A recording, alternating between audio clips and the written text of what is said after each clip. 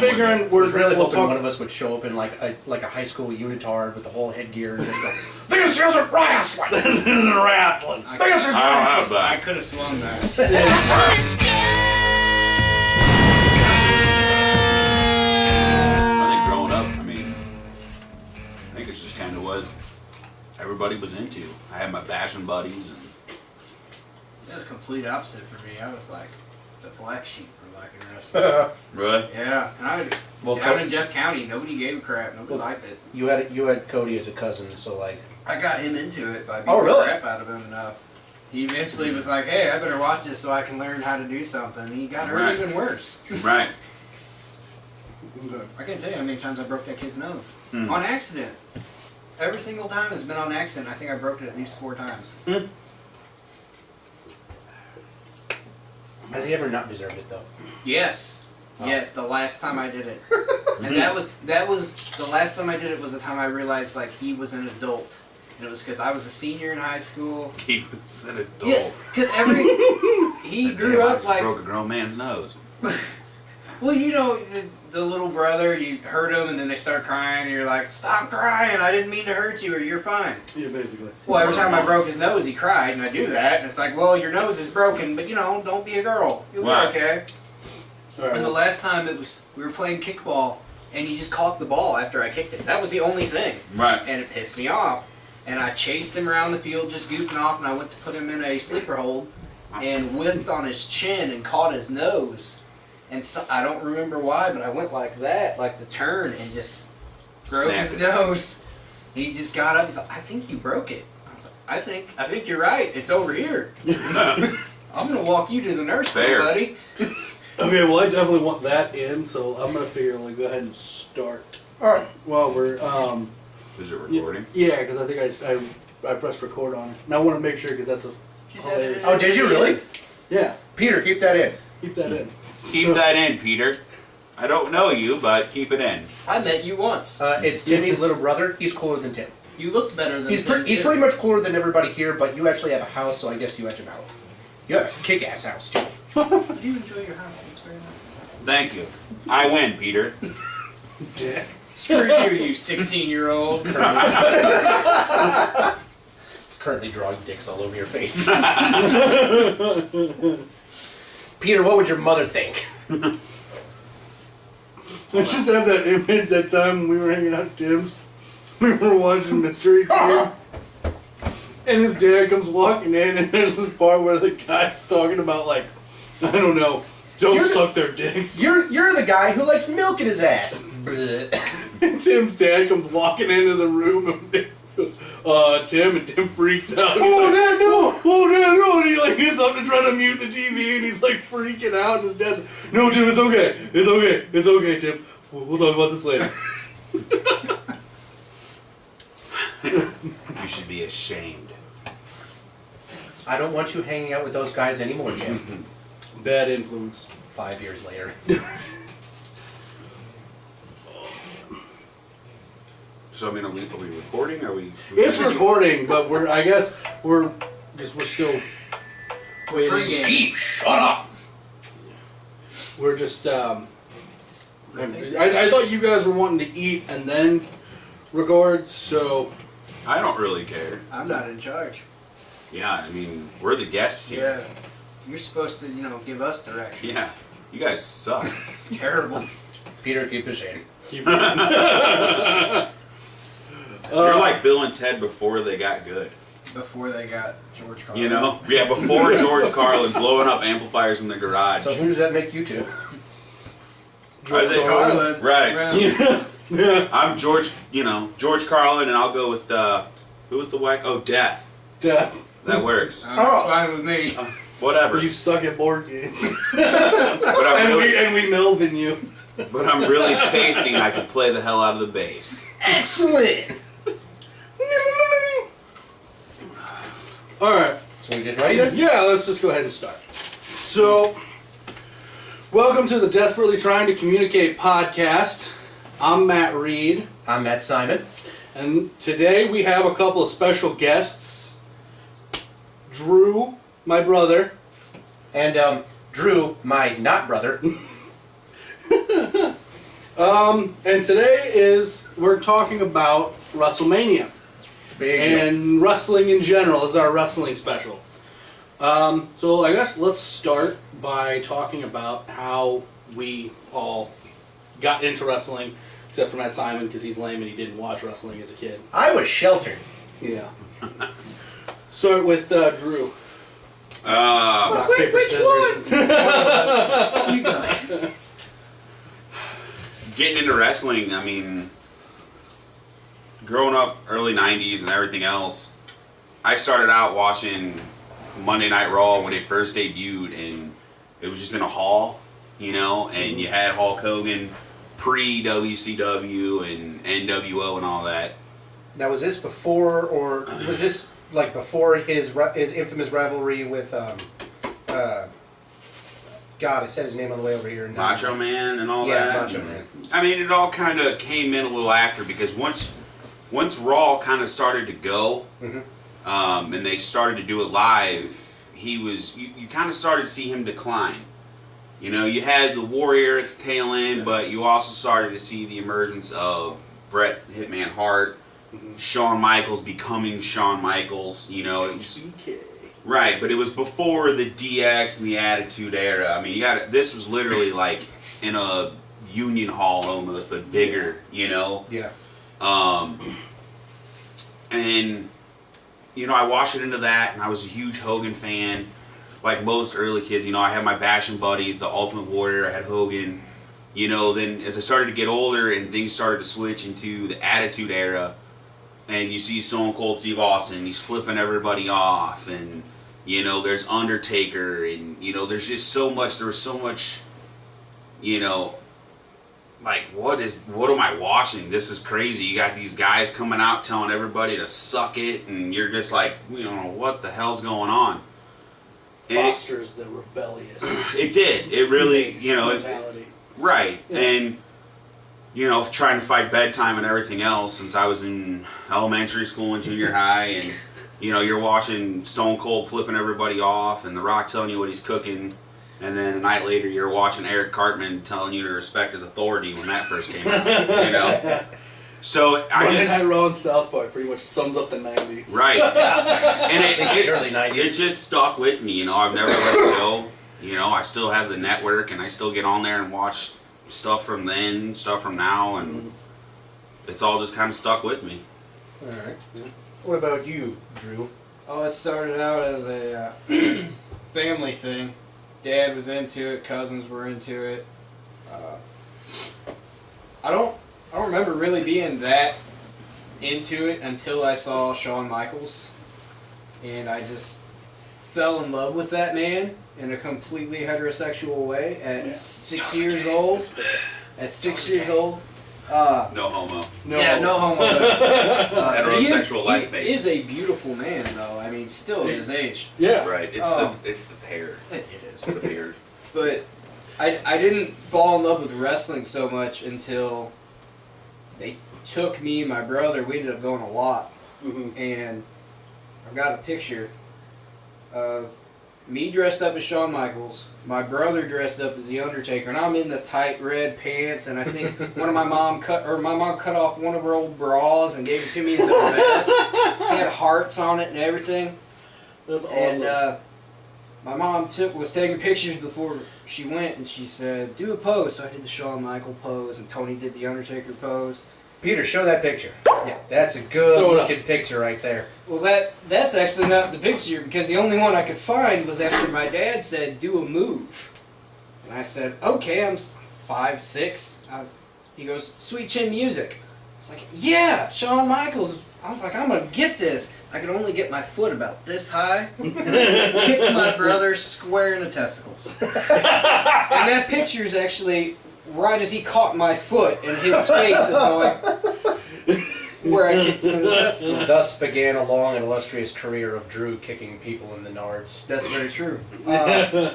We went that night, and Shawn and Taker were both there, and I got to slap Shawn's hand, and I got to touch Flash Bonk, Gold Dust, the Dugans. It was just a great night. Yeah. And like it was all so much fun. We were right on the ramp. It was so great. And then the thing that sealed it was Undertaker came out. You know, everybody knows Undertaker's entrance. Yeah, the whole dark. He came out, madness, yeah. and he stopped right next to us and just looked over at my little brother, or my older brother, because he was dressed up as the Undertaker. Mm-hmm. And Dad had switched us out when Sean came out. He put me on the rail. Yeah. He had Tony right there, and Taker just stopped and just did this, and my brother just started bawling, just crying his eyes out. And we have a picture of him when he stopped and looked over. Show that one now.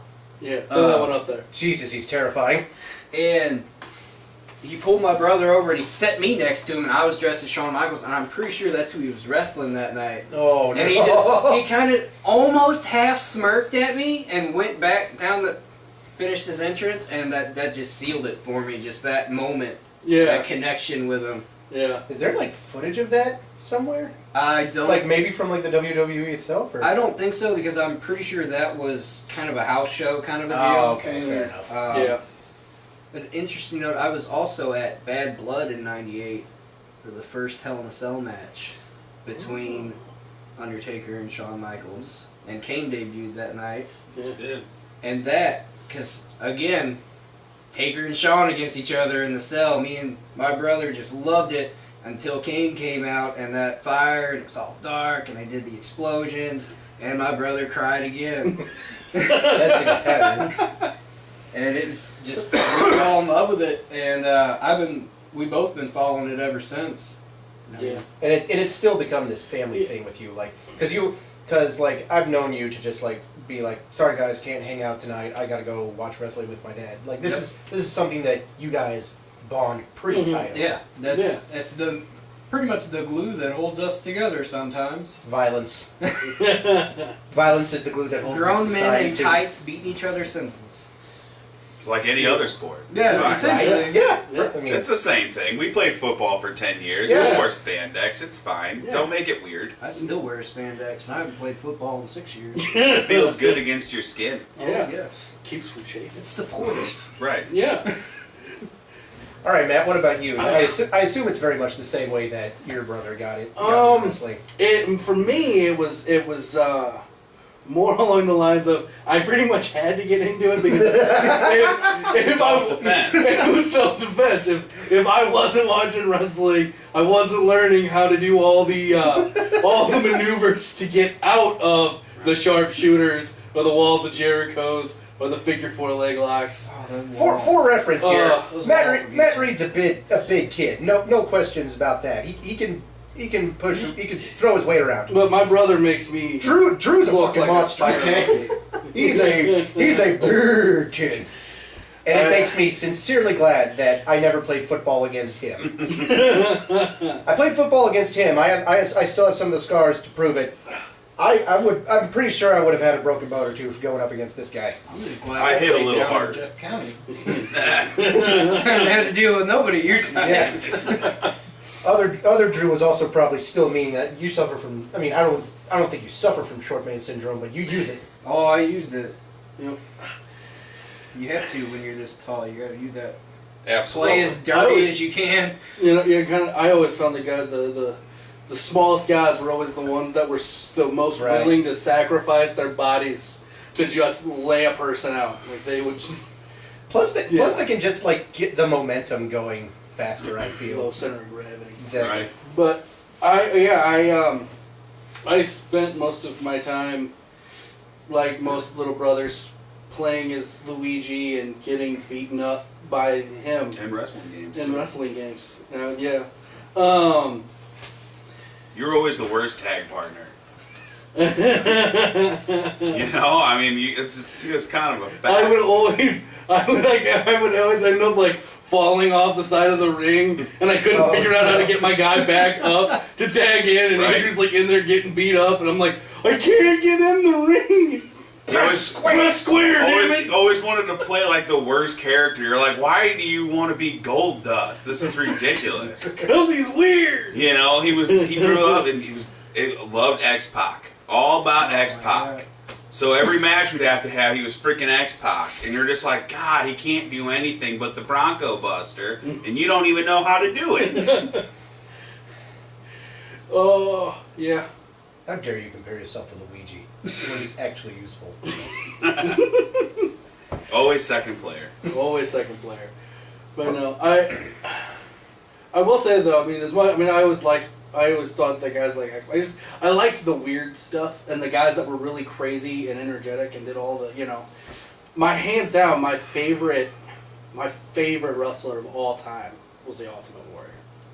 And just because of all the energy and the just tenacity, the dude sprinted to the ring and would run around the ring like 5 times before he actually got in and fought anybody. So like, to me, like, and I don't think I'd ever really seen anybody as close to that, but that Not was that intensity, no. Yeah. I agree. But that's, to me, like, those kinds of crazy kind of characters were always some of my favorites. But, Well, for me, I mean, the thing was, like, I'd grown up a little bit, like, very, very minimally with wrestling. Like, whenever I was in kindergarten, I was vaguely aware of a guy called Goldberg or something along those lines. Yeah. And then I really didn't even... He was one of those WCW guys. Yeah, buddy. But, like, later on down the line, whenever I got to high school and, like, it was late at night and I had nothing to do, I would turn on something on the TV and, oh, it's wrestling, okay, so I watched this. And for about, like, 5 weeks there, I was kind of dedicated to watching WWE for a little bit, but for some reason, it was, like, I would always watch the Undertaker v. Batista matches. Because I guess that was, like, at the height of their rivalry or whatever it was that they had going on there. And nothing against Batista. He's actually a pretty decent guy from what I understand, but, like, I always just kind of gravitated to Undertaker because he's just more of a character, I guess. yeah, Because that's totally. the thing that always drew me. I mean, if anything drew me to wrestling, it was more of like the individuals themselves. Like Undertaker's this fucking terrifying ass dude. He's Monster. goddamn 7 foot tall, easy, and just walks down the stage and just like he was talking about with his brother, he stares at you and you piss your pants. I was in high school and I was like, Jesus Christ, this guy's terrifying. I just went to bed. So that was Graveyard Undertaker, not badass biker Undertaker. Yes, right? that was Okay. definitely. I distinctly remember him rising out of a coffin once. Okay. Yeah. And The dead man. yeah, exactly. And Not the All American. yeah. Yeah, the all-American badass. And then for going whatever out to rolling. and then for whatever reason I just stopped getting into it. I don't know if it was something else that caught my attention at the time or whether I just really didn't care for it anymore, but Knowing you, it was probably something else. Just got your attention. I like giant robots that fight Something each other. shiny. You used to be a Chris Jericho fan then. Yeah. Fair. I don't know what that means, He but hosted Robot Fight League Yes, he did. I'm a Chris Jericho fan. for 2 seasons, I think. But what a 2 seasons. That's a cool show. Okay, so now that we've got semi-introductions out of the way, let's just go ahead and dive right into WrestleMania. Sounds like a good idea. So, talking about WrestleMania, for Matt, you watched it for the first time, right? I vaguely watched some of it. Yeah. I'm sorry. Unfortunately, I didn't exactly have a whole lot of time to dedicate to watching any of WrestleMania. I work a lot. I mean, I've been working a lot recently, and barring that, I've just been doing some other school stuff. Mm-hmm. So I'm vaguely aware of some of the happenings going on at WrestleMania. Yeah. So I would like you people to educate me. That's fair. So, this is the first WrestleMania I've gotten to watch in a few years. I can't remember the last time. I honestly can't remember the last time I watched one. But I will say, for me, I was very disappointed overall. I just felt like, I don't know, I felt like if it were any other pay-per-view, like if it were a lesser pay-per-view, I would have been content. But the fact that it was WrestleMania upset me, because I was like, I feel like there should be a lot more a lot more. I don't know if I want to say effort or just. It should have been bigger. So lacked excitement. Yeah. Well, see that I felt that it was one of the best WrestleManias I've seen lately because there was so much less spectacle and there was so much more of an emphasis on the wrestling itself. There were a few matches that I did not like whatsoever. Mm-hmm. But I enjoyed WrestleMania more because it was more actual wrestling. Yeah. Okay. That's fair. For someone who has like very little understanding what WrestleMania is, and maybe some of our viewers don't know either, break down what exactly it is. The pinnacle of sports entertainment. I mean, it's the Super Bowl of wrestling. That's It's exactly what I the was going to say. it's once a Game year- 7 of the World Series. I mean, it's the pinnacle of what wrestling is. So like for what is it like? For X amount of hours, there are so many different events going on. Well, it's culminating It's in over so many hours now. It's a week long Right. Jesus. thing It's- now. It really is like the Super Bowl. Yeah. Yeah. I mean, it's a week-long thing, and it's for there's guys that have obviously that have experienced that are in the wrestling world, but you get a guy like Sting who was in WrestleMania last year, Okay. and he was in the Hall of Fame this year. You know, But and- last year was his first WrestleMania. right, Oh wow. Okay. After such a long career. right. It's with WCW and AWA, TNA, and all that, Mm-hmm. and he's wrestling in front of big crowds. I mean, WCW in its height was selling out arenas just the way WWF was or WWE. And he, there was a small clip, an interview, I couldn't tell you, it was a WWE exclusive or something on the network. And, to hear him talk about it was shocking, to experience that. It's because it's just the venue and the excitement and where you're at and what it is. Yeah. To experience, I mean, there's teams that played in playoff games. There's nothing like playing in the Super Bowl. And that's, Right. There's Yeah. just an excitement level there that you can't describe. Yeah. So I guess let's kind of talk about some of the matches. I will say, Yeah. Talk about the things that you enjoyed. first and foremost. I think it was the first match, the ladder match. That was the first on the actual WrestleMania. Or the actual, Right. for like what? Wasn't a dark match. Yeah, and I really enjoyed that match. I felt again, I guess I would have. I don't know. I guess there could have been a little bit more, but I don't. But there was still. I don't know. I felt like there was a lot. There was a lot of really cool stuff. Seeing some of the I remember the one point where the luchador guy Sin Cara was like, he got knocked off and he totally audible and it was falling off the ladder, bounces off of the ropes and dives into everybody.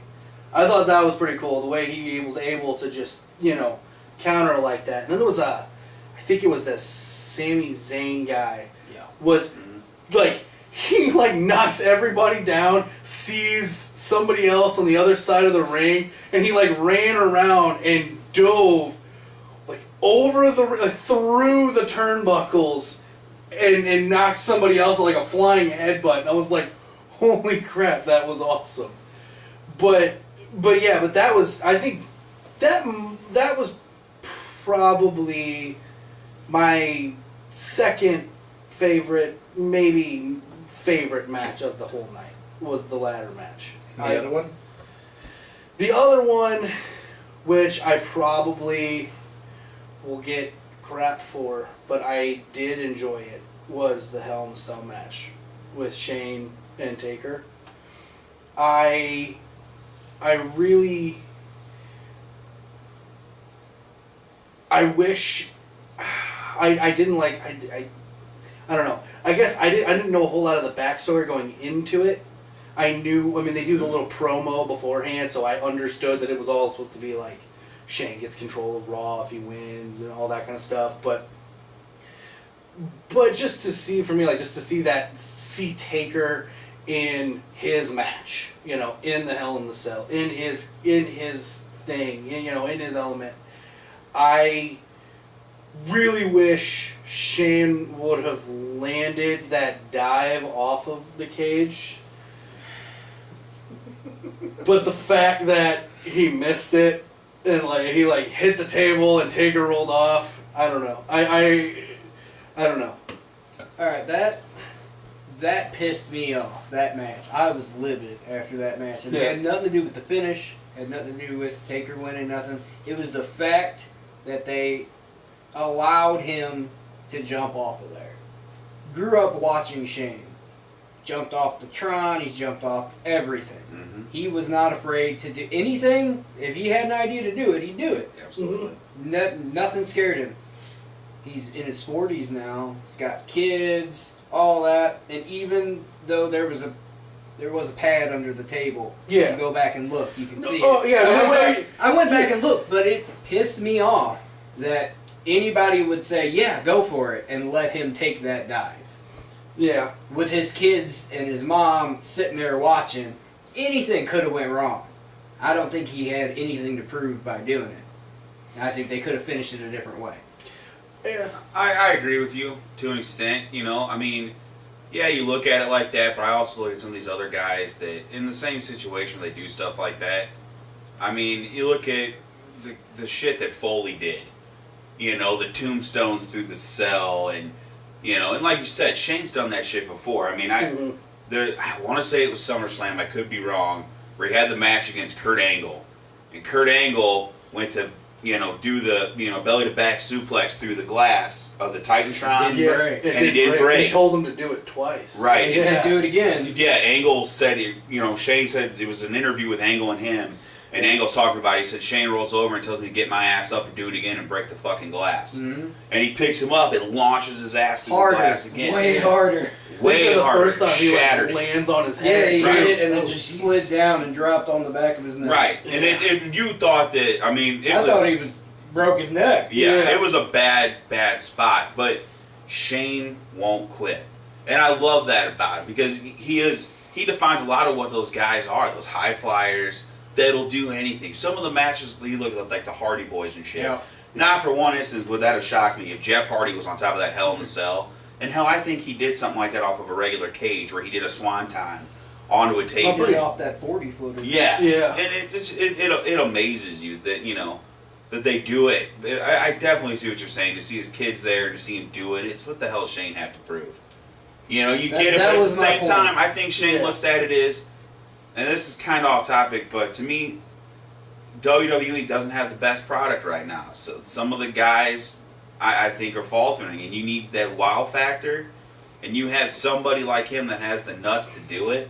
I say you let him do it. And to me, I think it's like I said. And again, I agree with your point. I didn't really think about it from that perspective of but being that it was WrestleMania, which we talk about being the pinnacle. Like that's when I would expect somebody to do something like that. I would expect somebody not to but just that kind of stuff should happen at a WrestleMania, and you should have, and if not Shane, then because I get that, but he's got the balls to do it. He's got the, but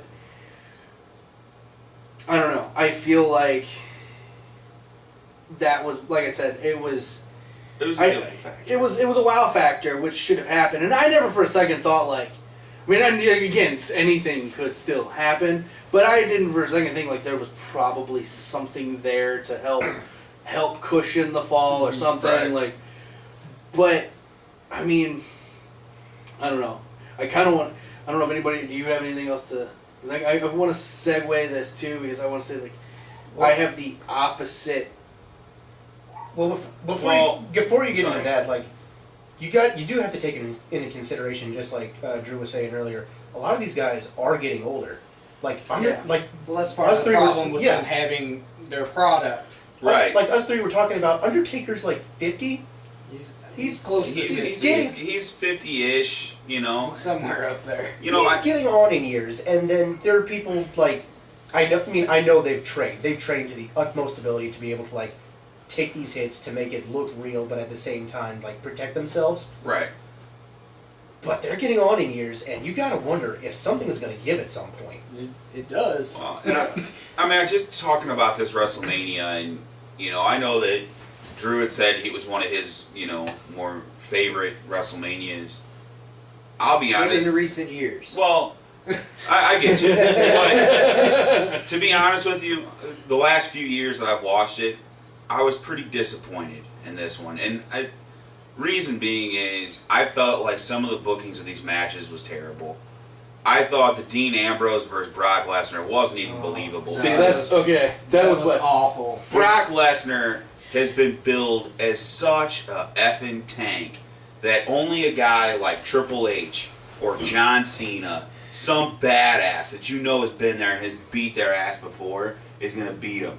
I like Dean Ambrose, but Dean Ambrose is the 2000s version of Rowdy Roddy Piper. That's what he is. I love Dean Ambrose. I think he's a lot of fun. I want to see him in more profile matches, and this kind of did give that to him. But there wasn't a chance of hell of Dean Ambrose winning. We all knew that going on. Everybody knew that going into. That pisses me off. And you look at the Triple H and Roman Reigns. I'm a huge Triple H fan. Hate on me all you want to. I get it. The dude banged Stephanie McMahon. Now he's in the position he's in. Hate on him. To me, he's just really smart about shit.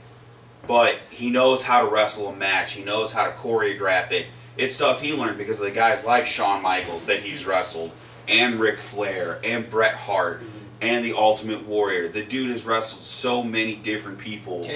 Taker, Kane, all these guys, and he can do it. He knows what he's doing. He carried that match. Roman Reigns is tiring. I don't have anything to do with him. He's horrible on the mic. He can't cut a promo to save his life. And for the love of God, dude, you're not in the Shield. You don't have to come through the crowd anymore. You can use the entrance ramp, dude. WWE spent a lot of money on it. You can use it. Nobody needs you to keep wearing your bulletproof vest and your cargo pants. Yeah. Triple H carried that match. You can only take so many damn spears and Superman punches when you're just like, fuck my life, dude. Just do something. I think it speaks a lot to, and again, to me personally, the highlight of that damn show of WrestleMania this year was the fact that Stone Cold, Shawn Michaels, and Mick Foley came out. And the pop that they got, and it just shows you that those three that have been there, those guys from the Attitude Era, and Triple H, got the biggest pops of the night. To me, like we were talking about the product, is they're not pushing those guys to do that, that are at that level. I think that there's guys that could be, but the fact that Stone Cold and those guys got the biggest pop, they have to rely. They have to rely it's on because they're not. In my opinion, they're not pushing. They're just not pushing the right talent. Absolutely, yeah. I couldn't agree more. Like 2 years ago, they had Cesaro win that first. Absolutely. Andre the Giant Battle Royal, and nothing came of it. Mm-hmm. They're making such a big spectacle out of that, which I'm excited for Corbin, because I'm a fan of Corbin. I agree. love him on NXT. He's great in the ring. Yeah. And he's decent at cutting promos. I don't fast forward through him. But they're not like Cesaro. I think he should be in the main event. I'm a huge fan. He's so good in the ring. He's not the best on the mic. He's a lot like Bret Hart was. Right. But he's so good in the ring. He's one of the guys that you can put in there with anybody. Yeah. Anybody. And he will make that match. Yeah. Yeah. I think Kevin Owens is the same way. Absolutely. Nail on the head is, I think that that's what pisses me off, is that you're giving a guy like Roman Reigns the push when I feel like, why the hell is Bray Wyatt not holding the World Heavyweight Championship? Well, I don't think... I actually just read an interview with Bray, and I agree with him. You don't ever have to put the belts on them. You can you can have them come out, and it seems like they're starting to do it, and just have them beat the shit out of whoever they want. Right. Say what they want, and they're gonna draw. Yeah, but it's him. It's him. Everyone loves him. Right, and everybody loves him, and it's the same way where, you get guys like him, and I think Ambrose is a lot of fun, and like you said, Cesaro.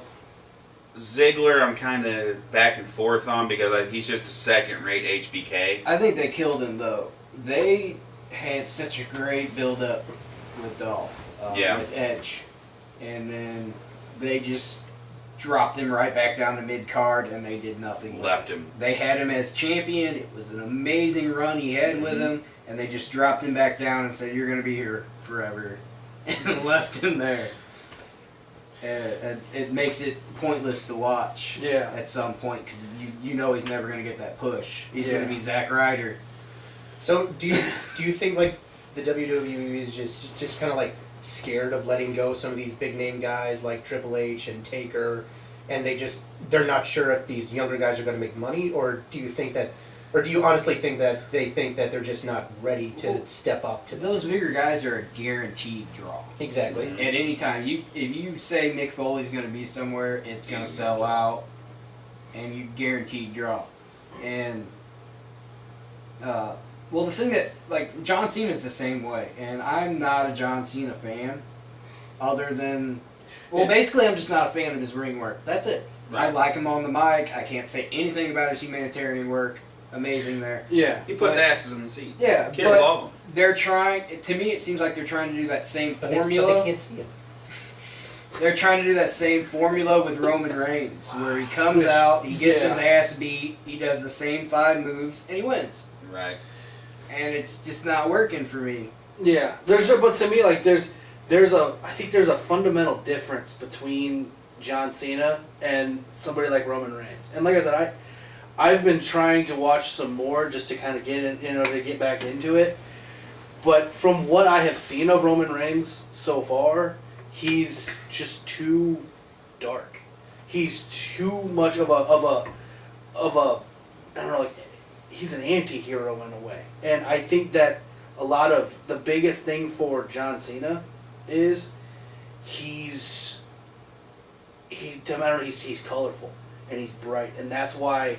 And I he's, think he's also like the perfect soldier and all that. Like everybody loves him because he's like To be fair, he does that as a tribute to the troops. Yeah. But you gotta I mean, have a guy that kids love. exactly. Like, And Cena is that. And I think that's why he's got. You say you put the two of them together, like on the, next to each other. That's why I think John Cena puts the asses in the seats, because people want to see him because of all the stuff that he does. And even though I agree that I've never been a huge fan of him, even when he came out of the box and it seemed like everybody just Thugonomics. Doctor of Thugonomics. And Spanking Stephanie McMahon on SmackDown. and like I just want to get their degree in Thugonomics. School of Hard Knocks. School of Hard Knocks, yeah. I never really cared for him because of that, because I always felt like he did like the same thing over and over again. So, but he has that, especially now. But he was his own person. He is, but his own, you know what I'm saying. He's him. He's him.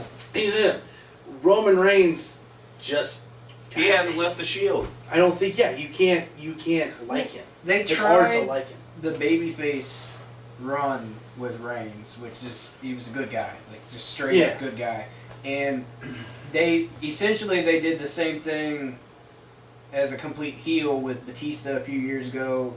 He won the Royal Rumble right after he came back, and basically they shoved Batista down our throats. Artificial push. Yeah, and they did the exact same thing with Reigns, and everybody it hasn't worked, and they're not backing down, and it's alienated so many fans. Right. I was reading an article. Sorry, I didn't read it, but I was reading an article where they were talking about how at the stadium at WrestleMania they were like cutting mics, like this. I guess they have like mics set up around the crowd so you can hear that. They were cutting mics around the stadium because when Reigns won, people were booing and all kinds of stuff, and they didn't want people at home hearing that. Well, they do that because SmackDown's pre-taped. Right. It's taped on Tuesday nights, and everyone pretty much knows there's artificial chants in there. Right. Yeah. And they do that for him on SmackDown a lot, but they don't do it on Raw here as much. Right. On Raw, he comes out, and it's just Titanic heat. Yeah. Yeah. Pretty much everywhere he walks into, he's just getting heat. Right. Yeah. And I think like you said, it's such an artificial push for him. And you've seen it throughout the course of wrestling. There's always a guy that they think Vince thinks has the image, or Triple H now, whatever you want to say has the image. Look at the 90s, and you had Lex Luger. When Hulk Hogan jumped to WCW, they pushed Lex Luger and the Lex Express, and red, white, and blue, and Mr. American, and all this crap, and people are like, Nope. "You're not Hulk Hogan." Yeah. You're just like, nah, this doesn't work for you, dude. It's happened throughout wrestling. It'll always be like you said, Batista. That's because it's more about now. But those guys, some of those guys got to build. Like you were talking about, Mankind, and that's gonna sell, and Triple H is gonna sell. Look at Randy Orton. Randy Orton will put people in the seats people want to see Randy Orton. It didn't start like that. Nobody gave a shit about seating him. People hated him. Right, now RKO out of nowhere is Yeah. like a household thing, Like Yeah. that kid that does the YouTube video of him doing finishers to his girlfriend in the swimming pool. The best part of that is him RKOing his girlfriend into the swimming pool. It's the stuff that you got to see it build a little bit, but you got to push to an extent. And I think what's in black right now is, I don't know, besides a Bray Wyatt, and Cena's out, and some of these other guys are out. I think Sheamus could do it, and the New Day is hilarious to an extent. But you miss it to where you don't have those guys like Edge. You don't have The Rock. You don't have Stone Cold. You don't have Triple H. Even the Big Show. Those guys that can carry it. They can Night get in, somebody night out. into it. You're missing some of the star power. Yeah. You don't have it. You can only see John Cena versus Randy Orton so many times before you're like, this sucks. Yeah. And like It started to. Right. And I honestly, I will tell you, I cannot wait for Seth Rollins to come back. Yes. I cannot wait. And then like at last year's WrestleMania, I think it was last year's, I could be wrong. Lesnar, Reigns. No, it was the Reigns, not Reigns, it was the Rollins versus Randy Orton match. Oh, right. That is without a doubt, in the last 10 years, one of the best matches I have ever seen. Was Seth Rollins versus Randy Orton. Seth went to go, it was the finish of that match.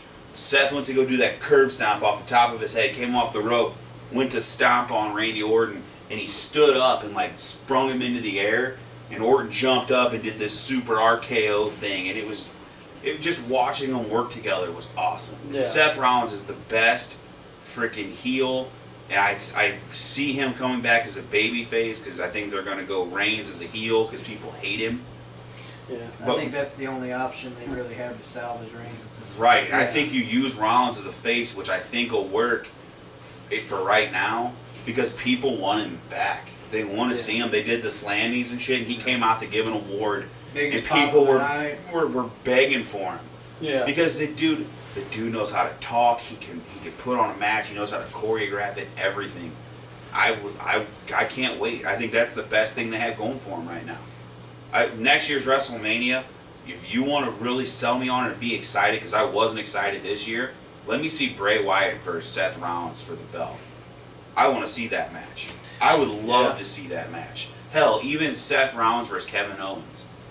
People hate Kevin Owens. I love him. I don't know anybody that hates Kevin Owens. I Actually. Really? Yeah. I know a bunch of people. Everybody I You know know, is so big on his I work think- because he's so good in the ring and he's Yeah. so good on the mic. That pop-up power bomb is the shit.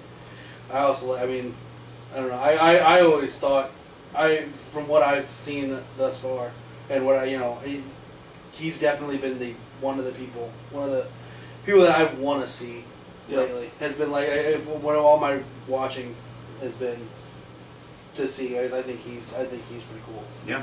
I like his character. Okay.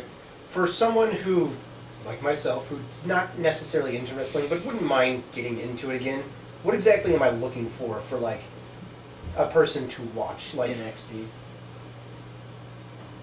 I think if you want something to watch right now, NXT is probably your best bet of what to watch, or the first well, I was hour and a half, 2 hours of Raw. well, I was more thinking along the lines of what am I looking for like in a wrestler? Like Well, I think that's more of a personal Yeah, that's thing. more. of Yeah. what Like you got to prefer think about watch. you got to kind of think about what kind of characters do you like in general in things like fiction and that kind of stuff, because then you look at wrestling, you can find those kind of archetypes in a lot of characters and wrestlers Right. and stuff. Right, man. It's no different than any science fiction or something, like whether it's a comic or whatever, because there's always so many characters.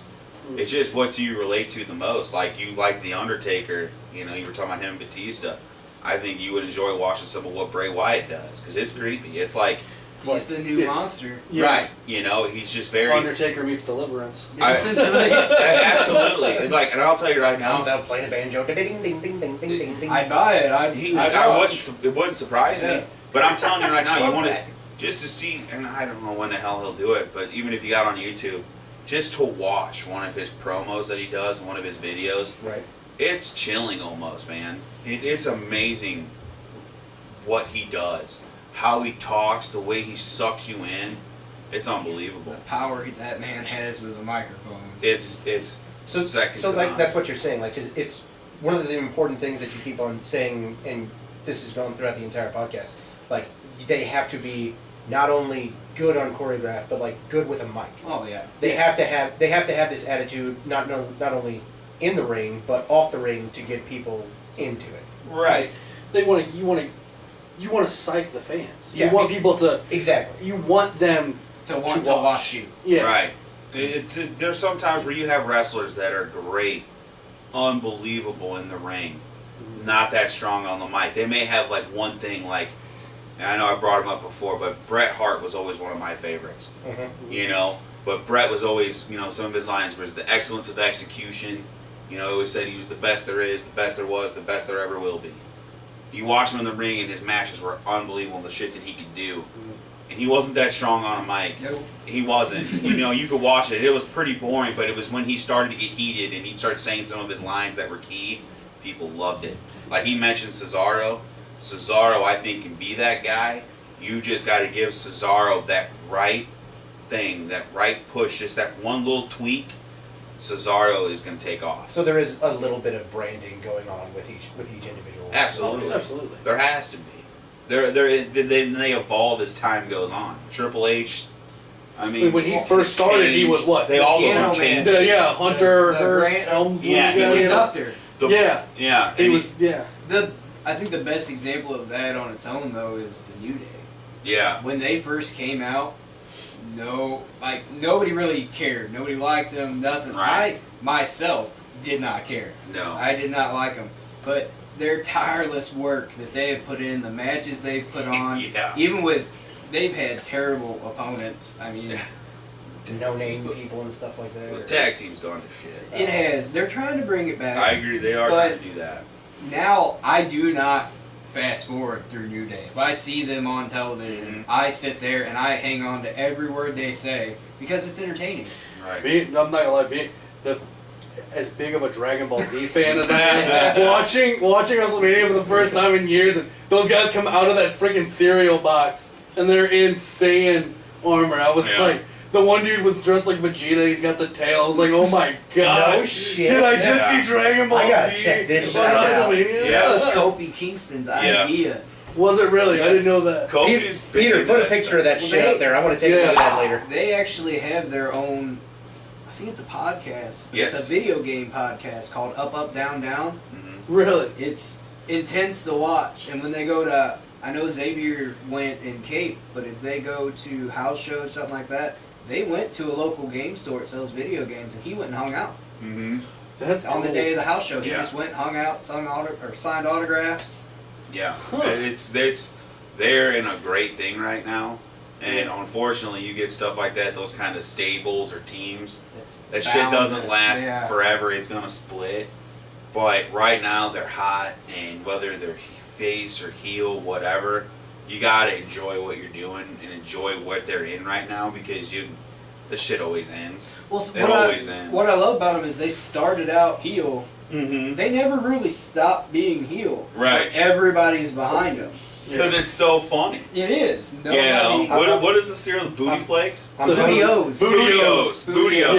Yeah. That's the booty. I'm real sorry, but I'm just now seeing a picture of them as the Saiyans, Yeah. and holy Oh. shit, it's Yeah. magnificent. They Yeah. nailed They it. got they got They the armor totally on. did. They've got like unicorn horns. They have Yeah, the that's their spiky head and regular everything. gimmick. It's Yeah, Oh. regular gimmick is the unicorn deal. But I just read an interview the other day, and evidently Vince McMahon doesn't know like what they're gonna wear or anything like that until they get to the ramp.